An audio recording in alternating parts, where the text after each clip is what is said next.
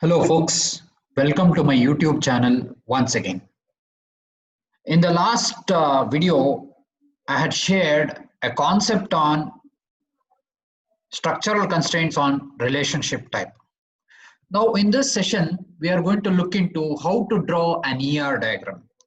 Drawing an ER diagram is very simple once you understand the steps as to how to arrive at the final ER diagram.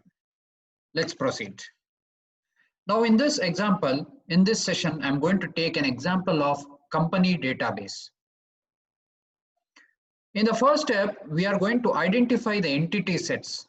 We are going to identify the entity sets and then segregate those entity sets into strong and weak entity sets respectively. So here for our company database, we have chosen employees, departments, projects, and dependents entity sets respectively, out of which employees and departments are strong entity set, whereas projects and dependents are, employees, departments, and projects are strong entity sets, and dependents is weak entity set. After identifying strong and weak entities, we are going to identify the relevant attributes for each and every entity set. Now for employees, there are attributes SSN, name, address, date of birth, sex, and salary. So out of all these, which is a key for particular entity set employee, that is SSN is a key. Once we have identified the attributes, the next step that we follow is to identify a key for particular entity set. Now when it comes to departments, department number, department name, department location, these three are attributes of department entity set. In that, among them, department number is the key of this entity set. Okay.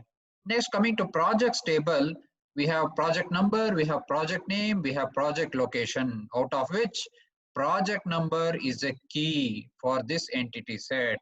Now remember, my dear friends, dependence is a weak entity. Weak entity. Weak entity is such an entity which does not have key of its own, which does not have key attribute of its own. Here there are no key attributes for dependence, hence we conclude it as weak entity. So after identifying the relevant attributes, the next step is to identify the relationship sets.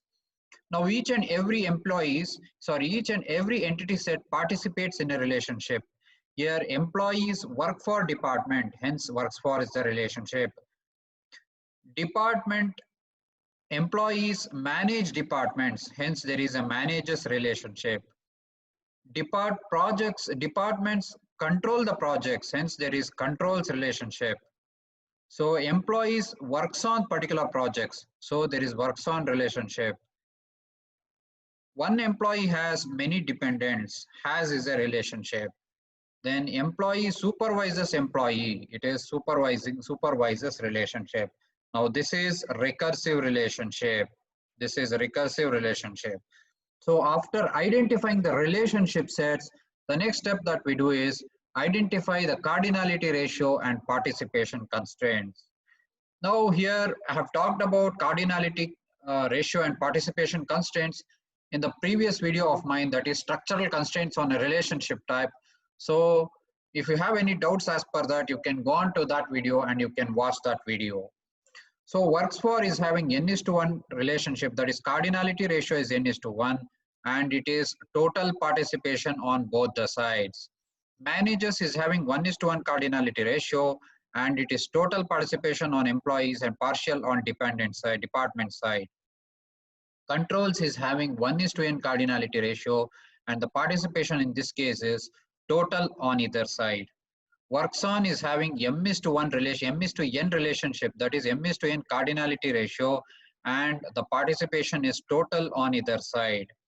Has is having 1:m cardinality ratio, and the participation constraint is total on dependent side and partial on employee side. Supervisors is having cardinality ratio of 1:m, and the participation constraint is total on either side. After identifying the cardinality ratio and participation constraints, the next step is to identify the is-a and has-a relationship. Now, if there is generalization or if there is aggregation in my ER diagram, then in such cases, I'm going to have this identifying the is a and has a relationship sets. Now, if once we have jotted down these many points and these many steps, ultimate step is to draw an ER diagram. You know, obtain all the data that has been generated in the previous 5 steps, and apply those steps to design an ER diagram like this. Now, this is a company database, my dear friends. Now, here you can see employees having these many attributes, and it is involved in a relationship type. Now, remember, relationship type is depicted by this diamond operator, diamond symbol, works for. And here you can see diamond double diamond shape. That means double lined diamond shape represents identifying relationship.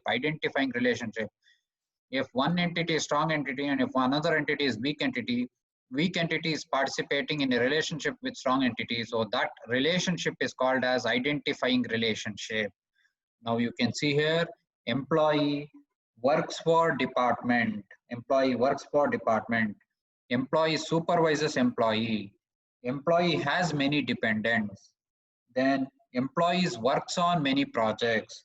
Then we have one project can be controlled by many departments. So that's all, friends. That's all on this video. Thank you so much and keep waiting for my next set of lectures in the upcoming future. Thank you.